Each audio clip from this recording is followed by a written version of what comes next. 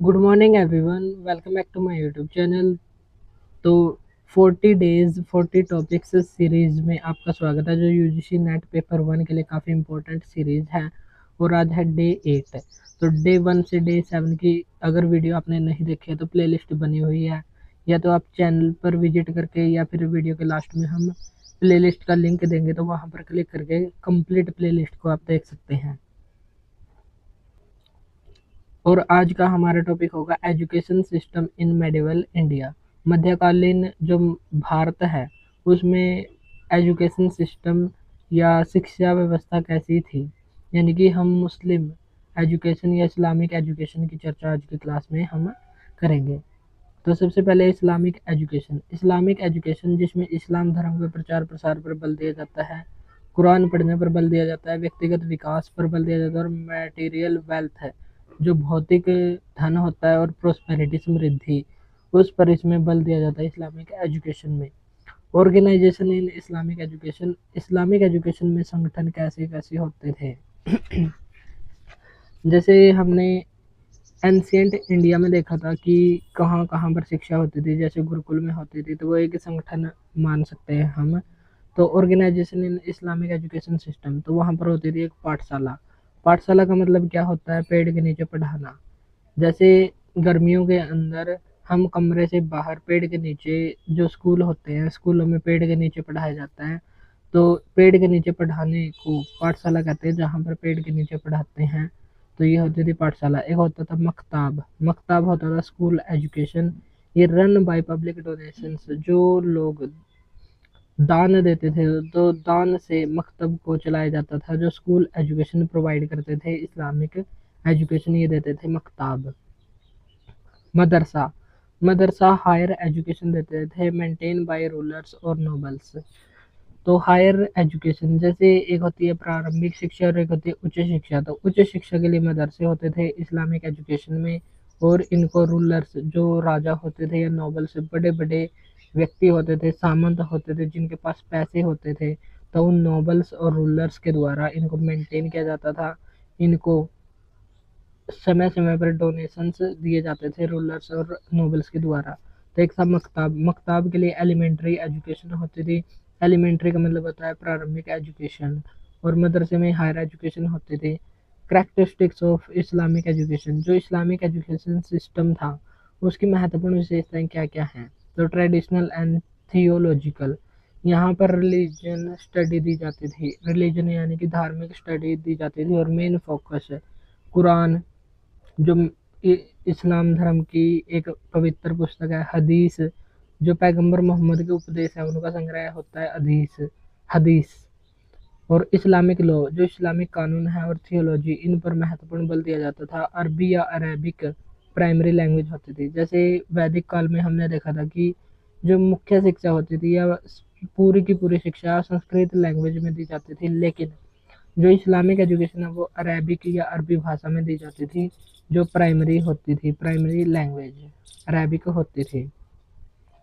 Curriculum, curriculum का मतलब होता है पाठ्यचर्या। तो इसमें क्या क्या शामिल होता था? दरस ए निज़ामी, तो दरस ए निज़ामी शामिल होता था, जिसमें अरेबिक ग्रामर, लिटरेचर, लॉजिक और फिलोसफी ये सभी शामिल होते थे। अरबी की व्याकरण, लिटरेचर साहित्य, लॉजिक तर्क और फिलोसफी दर्शन, ये सभी यहाँ पर उपलब्ध होते थे। मदरसे में प्रोवाइड सर्टिफिकेशंस और डिग्री, मदरसा में हायर एजुकेशन होती थी और यहाँ पर डिग्री और सर्टिफिकेट को भी दिया जाता था। आलिम और अलिमा, इल्म का मतलब होता है नॉलेज, तो यहाँ पर आलिम की उपाधि दी जाती थी, जिसका मतलब होता है ज्ञान। पेडागोजी, पेडागोजी का मतलब होता है पढ़ाने का तरीका। तो यहाँ पर कैसे पढ़ाते थे? मेमोराइजेशन, यहाँ पर रट्टा लगवाया जाता था। जैसे स्कूलों में होता है, जब छोटे बच्चे होते हैं 1 से 5th क्लास तक, अगर हम उनको बार बार कोई चीज़ बताते हैं तो वो रट्टा लगा लेते हैं, जिससे उनके मन में वही बातें, जब वो बड़े होते हैं वो भी बातें वैसे ही की वैसे छपी रहती है। तो होता है मेमोराइजेशन। तो पढ़ाने का तरीका होता था मेमोराइजेशन, रट्टा लगवाया जाता था। रिपीटिशन, दोबारा दोबारा उनसे रिपीट करवाया जाता था। रिसाइटेशन, रिसाइटेशन क्या होता है? जैसे टीचर कुछ बोलता है, जैसे ए फॉर एप्पल, तो बच्चे भी उसके पीछे पीछे बोलेंगे ए फॉर एप्पल। तो ए फॉर और कुछ भी हो सकता है, लेकिन जितने भी बच्चे हैं वो ए फॉर एप्पल ही बोलते हैं, क्योंकि उनको ये रिसाइटेशन करवाया जाता है, रिपीटेशन करवाया जाता है, मेमोराइजेशन करवाया जाता है। तो ये होता था पेडागोजी इस्लामिक एजुकेशन सिस्टम में। मेथड्स क्या क्या होते थे, तरीके क्या क्या होते थे पढ़ाने के, लेक्चर्स होते थे। लेक्चर्स का मतलब है टीचर क्लास में आया और वो बोलना शुरू कर दिया और 30-40 मिनट तक एक टॉपिक पर बोला। अगर किसी स्टूडेंट्स का कोई डाउट है तो स्टूडेंट्स डाउट पूछ सकते थे, वरना नहीं। डिबेट्स, डिबेट्स का मतलब होता है बहस। जैसे एक क्लास को दो गुट में डिवाइड कर लिया और एक टॉपिक ले लिया, एक उसके पक्ष में बोलेगा और एक विपक्ष में, तो ऐसे होती है डिबेट्स। फिर होता है डिस्कशन। डिस्कशन, अगर कोई समस्या है तो समस्या का समाधान कैसे कैसे किया जा सकता है, उसके लिए हमको क्या क्या करना चाहिए और क्या क्या नहीं करना चाहिए, ये सभी होता है डिस्कशन। और ये सभी आपस में मिलकर करते हैं। तो पढ़ाने के तरीके में था लेक्चर्स, डिबेट्स और डिस्कशन। जो जैसे हमने वैदिक काल में या प्राचीन भारतीय भारतीय प्राचीन शिक्षा व्यवस्था में देखा था कि जैसे शिक्षा स्टार्ट होती है तो शिक्षा स्टार्ट होती थी उपनयन। उपनयन के द्वारा ब्रह्मचर्य आश्रम की शुरुआत होती थी और ब्रह्मचर्य का पालन वहां से रखा जाना शुरू होता था। तो यहाँ पर एडमिशन प्रोसेस क्या होता, इनिशिएटेड थ्रू अ सेरेमनी। एक सेरेमनी होती थी जिसे बोलते थे बिस्मिल्लाह। जैसे वहां पर उपनयन संस्कार होता था। बौद्ध धर्म में क्या होता था, ये आपको बताना है कमेंट बॉक्स में। Only limited number of students were allowed in the classroom. Classroom में लिमिटेड नंबर ऑफ स्टूडेंट्स, कम संख्या में, लिमिटेड सीमित संख्या में विद्यार्थियों को अलाउड किया जाता था क्लासरूम के अंदर। और जो इस्लामिक एजुकेशन में एडमिशन की सेरेमनी होती थी उसको बिस्मिल्लाह के नाम से जानते थे। No improvement of external agencies like state government और any authority. No involvement, involvement का मतलब होता है किसी का भी कोई इन्वॉल्वमेंट नहीं होता था एक्सटर्नल एजेंसी जैसे स्टेट गवर्नमेंट या एनी अथॉरिटी। जो स्कूल का प्रशासन होता था वो किसी बाहरी संस्था से प्रभावित नहीं होता था। फंडिंग थ्रू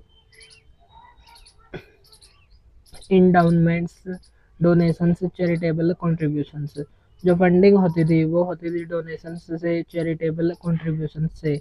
जो भी दान दक्षिणा होती थी उनसे ही ये फंडिंग होती थी, उनसे ये मदरसे या स्कूल चलते थे। Urdu new language start, Urdu नई भाषा को स्टार्ट किया गया था। Curriculum divided into two categories. जो करिकुलम होता था पाठ्यचर्या उसको दो भागों में विभाजित किया गया था इस्लामिक एजुकेशन में। एक होता था मनकुलात। मनकुलात होता था ट्रेडिशनल, जिसमें लिटरेचर, हिस्ट्री और लॉ ये सभी पढ़ाए जाते थे। जैसे आज हम पढ़ते हैं हिस्ट्री या लिटरेचर पढ़ते हैं, उसमें हम इतिहास को ही पढ़ते हैं।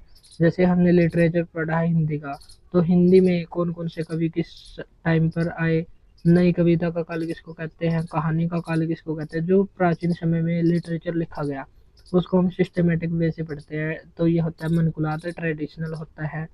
एक होता है मकुलात। मकुलात, एक होता है मनकुलात, मनकुलात मीन्स ट्रेडिशनल। और मकुलात, मकुलात होता है रेशनल। रेशनल का मतलब होता है तार्किक। तार्किक का मतलब क्या है, जिसमें हम तर्क का इस्तेमाल करते हैं। जैसे मेडिसिन हो गया, मैथमेटिक्स हो गया, लॉजिक, फिलोसफी एंड एस्ट्रोनॉमी। तो इन सभी में तर्क का इस्तेमाल होता है और ये मकुलात के अंतर्गत आते थे। तो जो भी करिकुलम था उसको दो भागों में डिवाइड किया गया था, मनकुलात ट्रेडिशनल और मकुलात रेशनल में। Curriculum at elementary level, elementary जो प्रारंभिक लेवल पर था, जैसे हमारे यहाँ पर LKG, UKG, first, second, third ऐसे क्लास होती हैं, वैसे ही इस्लामिक एजुकेशन में एलिमेंट्री लेवल पर अरिथमेटिक्स सिखाया जाता। अरिथमेटिक जैसे जोड़, घटा, गुणा, भाग, तो ये सभी वहाँ पर बेसिक मैथमेटिक्स से सिखाया जाता था।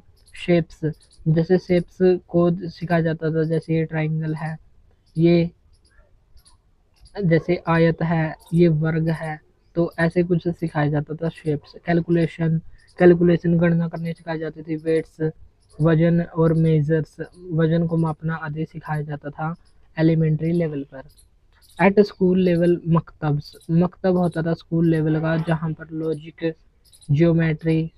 Geometry, history, geography, mathematics, accountancy, public ad, literature, और साइंस, एस्ट्रोनॉमी, इन सभी की शिक्षा स्कूल लेवल पर दी जाती थी। फिर हायर एजुकेशन जिसको बोलते थे मदरसा। मदरसे में मेन फोकस इस्लामिक स्टडीज और सब्जेक्ट्स पर होता था। कुरानिक स्टडी यहाँ पर होती थी, कुरान की ही मेन स्टडी होती थी, जिसमें study of Quran and memorisation of Quranic versus.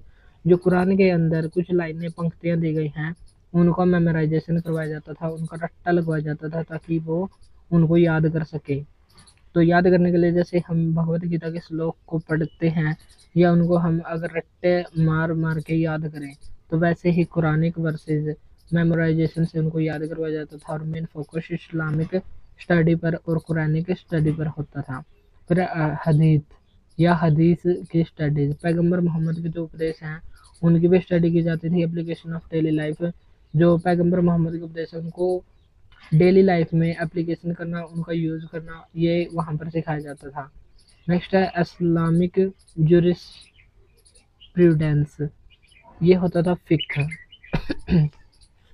फिक्ह होता था study of Islamic law and its application in different situations. जैसे इस्लामिक लॉ होते हैं, इस्लामिक कानून होते हैं, इस्लामिक कानून की स्टडी करना और उसका एप्लीकेशन करना इन डिफरेंट सिचुएशंस, अलग अलग परिस्थितियों में उन जो इस्लामिक लॉ है, इस्लामिक कानून है, उनको लागू करना, इसको बोलते थे हम फिक्ह। थियोलॉजी, थियोलॉजी होती थी कलमा, कलमा पढ़ना वहाँ पर सिखाया जाता था। अरेबिक लैंग्वेज होती थी। टीचिंग मेथड में लेक्चर, डिस्कशन और डिबेट ये होते थे। टेस्ट एंड असेसमेंट, असेसमेंट और टेस्ट, जैसे वहाँ पर 3 प्रकार की ग्रेड दी जाती थी, महाप्रजनन, मध्य प्रजनन और अल्प प्रजनन। इस्लाम जो एंशिएंट एजुकेशन सिस्टम था, लेकिन यहाँ पर क्या था, टेस्ट एंड असेसमेंट, मूल्यांकन और टेस्ट कैसे होता था, main focus regular assess the learning and knowledge.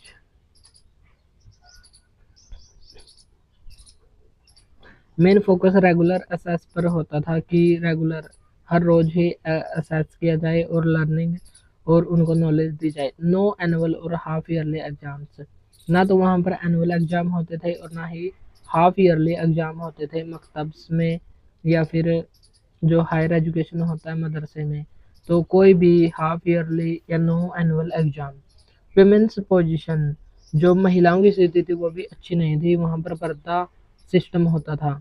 Royal and wealthy women received education at home, जो रॉयल विमेन होती थी, वेल्दी विमेन होती थी, यानी कि अमीर महिलाएं होती थी, वो घर पर ही एजुकेशन को प्राप्त करती थी। No allowed to go outside without covering their face. जैसे इस्लाम धर्म में बुर्का पहना जाता है, तो किसी भी महिला को या लड़की को घर से बाहर निकलने के लिए उसको विदाउट कवरिंग देयर फेस, उनके कवर को बिना ढके उनको घर से बाहर जाने की भी अनुमति नहीं थी, यानी कि महिलाओं की स्थिति काफ़ी गंभीर थी। ना तो उनको शिक्षा का अधिकार था, केवल जो अमीर महिलाएं होती थी उनको घर पर ही शिक्षा उपलब्ध कराई जाती थी। जितनी भी महिलाएं थी उनको घर से बाहर निकलने के लिए अपने फेस को कवर करना पड़ता था। एजुकेशन इन मकतब, मकतब में एजुकेशन कैसी होती थी, बेसिक इस्लामिक एजुकेशन होती थी प्राइमरी लेवल पर, जैसे 5 से 12 साल की उम्र के बीच के बच्चों की एजुकेशन होती थी मकतब में, जैसे हमारे यहाँ पर आंगनवाड़ी या बाल वाटिका है इस टाइम पर, तो ऐसे वहाँ पर होती थी। या फिर हम प्राइमरी स्कूल की बात यहाँ पर कर सकते हैं। आज के समय को अगर हम देखें, मदरसा, मदरसे में होती थी हायर एजुकेशन, जहाँ पर हदीस, फिक्र, फिक्र होता था कि इस्लामी कानूनों को अलग अलग परिस्थिति में कैसे लागू करें। हदीस होता था जैसे पैगंबर मोहम्मद के उपदेश हैं उनको अपने रियल लाइफ में कैसे लागू करें। तो ये सभी सिखाया जाता था मदरसा में, जहाँ पर हायर एजुकेशन मिलती थी। एजुकेशन अंडर मुगल्स, मुगल्स फिर आए मुगल्स, मुगलों का शासन आया। मुगलों ने 1526 में बाबर भारत में आया और पानीपत की पहली लड़ाई हुई और उसने दिल्ली के अंतिम सुल्तान इब्राहिम लोधी, जो लोधी वंश का अंतिम शासक था, उसके साथ लड़ाई की और इब्राहिम लोधी युद्ध में मारा गया। और युद्ध में मारने के बाद भारत में मुगल वंश की शुरुआत हुई। मुगल वंश की शुरुआत 1526 में हुई, लेकिन 1539-40 में बिलग्राम या कन्नौज का युद्ध हुआ, जिसमें शेरशाह सूरी यहाँ पर आ गया और 1540 से लेकर 1555 तक सूरी वंश के द्वारा शासन किया गया। फिर से हुमायूं आ गया, हुमायूं के बाद अकबर, फिर जहांगीर, फिर शाहजहां, फिर औरंगजेब। इस प्रकार मुगलों का शासन रहा लगभग 1857 की क्रांति तक। 1857 की क्रांति में अंग्रेज आए, फिर अंग्रेजों के द्वारा और कानून लाए गए, और जिससे भारतीय शिक्षा व्यवस्था में बहुत सारे सुधार हुए। और अनेक, जैसे चार्ल्स वुड डिस्पैच आया, जिसे आधुनिक शिक्षा का मैग्ना कार्टा बोलते हैं। मैकाले कमेटी बनी, मैकाले कमीशन आया। तो इन सभी को हम नेक्स्ट क्लास में देखेंगे जब हम इसको करेंगे। लेकिन अब बात है मुगल्स की। तो मुगल्स भी मुसलमान ही होते थे, और उनके समय में शिक्षा कैसी होती थी। तो सबसे अच्छा शासक मुगलों में माना जाता है अकबर। तो अकबर के द्वारा जामा मस्जिद को बनवाया गया। साइंटिफिक एजुकेशन यहाँ पर प्रदान करने दी जाने लगी। Residential college for PG studies, post graduate studies के लिए रेजिडेंशियल, जैसे गुरुकुल होते थे पुराने समय में, वैसे ही रेजिडेंशियल कॉलेज बनाए गए जहाँ पर पढ़ाया भी जाता था और वहीं पर स्टूडेंट्स रहते भी थे। Advanced study in mathematics, mathematics में एडवांस स्टडी की जाने लगी। Geometry, astronomy, physics, philosophy, history, grammar आदि पर फोकस किया गया मुगल एजुकेशन में। एंड लिटरेचर और साहित्य पर भी फोकस किया गया। तो ये थी हमारी complete Islamic education in medieval India, मध्यकालीन भारत में इस्लामिक शिक्षा। तो आज के लिए हम इतना ही करेंगे, बाकी हम करेंगे नेक्स्ट क्लास में। तो आज के लिए इतना ही। अगर आपको क्लास अच्छी लगी तो इसको लाइक और शेयर जरूर करें। अगर आपने 1 से 7 तक की वीडियो ना देखी हो, जो हमारा 40 डेज 40 टॉपिक सीरीज है, काफ़ी इम्पोर्टेंट सीरीज है, और उसकी प्लेलिस्ट का लिंक हम स्क्रीन पर अभी यहाँ पर आपको दिखाई दे रही होगी। तो यहाँ से क्लिक करके आप कंप्लीट प्लेलिस्ट को देख सकते हैं। तो आज के लिए इतना ही, मिलते हैं नेक्स्ट वीडियो में। Thank you.